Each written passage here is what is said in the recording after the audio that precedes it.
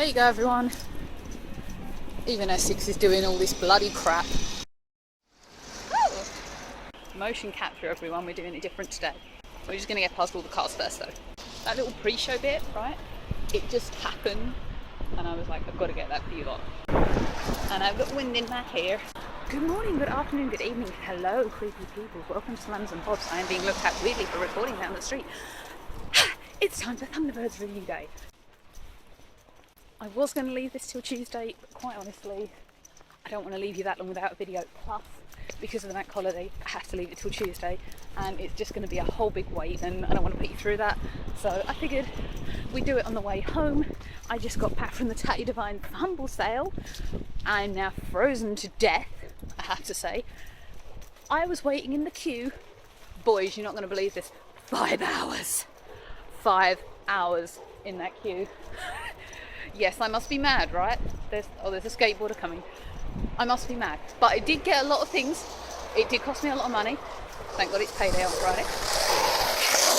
So let's go straight into the episode Unplugged. I watched this on the way to Brick Lane this morning, and I kind of missed like the last minute. It was only Virgil and Penny and Parker and Onesie Tracy all sitting down. We're going to call her Onesie Tracy from now on. I think, do you like that? Because I like that. Again, it only focused on one brother. It focused largely on Virgil, with I think Alan's voice. Was it Alan's or Scott's? Someone quantify. I don't know. I have to say, at this stage, one episode, is it 5 or 6? I don't know. Is it 6 or 7? I'm totally lost.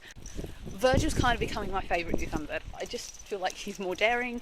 He's kind of the more fun brother. He definitely seems wittier, I think, less serious at times. And it was cool in this episode to see that he had a vulnerability about him when he couldn't use technology to help people. But we'll get onto that. My words was actually Virgil is now a serious badass. That's my notes feature. He's taking Grandma Tracy, who is still dressed in the same bloody onesie as we've seen her in every frigging episode she's been in. She's been flown to London. And why would you, if you're going to London, even in 2060, as we found the year was, why would you go in that onesie? You wouldn't. You'd wear something really damn nice, especially if you're a grandma, even in like 2060. She is starting to remind me of my own grandmother, though. My nan, my last remaining grandparent, actually is an absolute star. She's fabulous, my nan. We call her a gangster. You can't get through one sentence with her without swearing, and she's just awesome. I love my nan to bits. Penny finally seemed to become a little bit less vulnerable in this episode. She seemed more sneaky.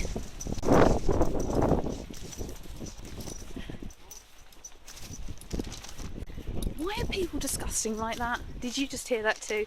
He's going on the internet for doing that. She and Parker invade the Luddites because basically Virgil's flying Grandma Tracy over, and then suddenly all the lights go out, and even Thunderbird 2 is out. They can't use any equipment. There's a chicken, a live chicken, and it's this group called the Luddites, and they want all the lights in the world to go out, and they want no technology, and that is what the episode is about. Basically, they're trying to bring back a technology-less world. Or they're trying to make a technology-less world. That one. I feel like they kind of had a moment of screwing themselves over, though, when Parker gets all excited about seeing a sheet of paper on a wall, yet Grandma Tracy is holding a map. You kind of missed that bit there, guys, didn't you? You kind of didn't really think that one through. When Virgil arrives in London, he's got to try and help this lady who's in the crane. The crane's obviously stopped. He can't get her out. The door's jammed, and eventually, in the end, he does save her. To cut a long story short, once Penny and Parker have invaded the Luddites, and it was actually quite a shock when the Hood ended up being part of the Luddites. I was not expecting that one. I really just thought it was going to be some kind of gang, and I was really surprised when it came into his voice in like the end of the episode. I was like, oh, okay, that's a cool twist. I really didn't see that one coming, and normally I see the Hood coming in everything. We've got to cross the road. More idiots. Welcome to my life. And we're not even in Shoreditch. There's a lot of cars around. It's like 5 o'clock in the evening. I think they all think I'm recording them too, which makes it more fun. Okay, we're gonna go. Oh, maybe not. Okay, in a minute. Literally. After the bus. Look, there's a bus go. We're trying to die. Why won't they let me cross the road? Is this what it's going to be now? It's not going to be Thunderbirds, it's going to be Nixie narrating the road trying to bloody get home without dying. Right, let's run right across. So it was quite a shock when we saw that the hood was in with the Luddites, which he eventually of course screwed over. The Luddites were all arrested and they're all gone, and the hood did not get away with the device he was trying to get away with. He had torch, which really made him angry at the end of the episode. But Parker had it, he did the old switcheroo. And I loved hearing that word from Parker. Nothing Parker says, or borderline what Parker does, because I still didn't like him kicking bum a couple of weeks ago. Parker, just because he's the original actor, will never do wrong. For any of us, will he? He will always be Parker. I think Virgil's stomach kept rumbling throughout the whole episode, like he was like, "Rrr." He needs to remember to eat before going out to do anything. But then I just thought to myself, well, Thunderbirds 2's big enough. Can't you just like stick a little fridge underneath the controls or something? I mean, there must be room for like a little fridge, or even like build in one in 2060. You know, what happened if they, had to rescue someone who had like a problem? The other point, besides the paper, how can a machine controlling all the power and turning all the power off work if you turned all the power off? Think it through. Hood had a ship. Nah, it doesn't work for me.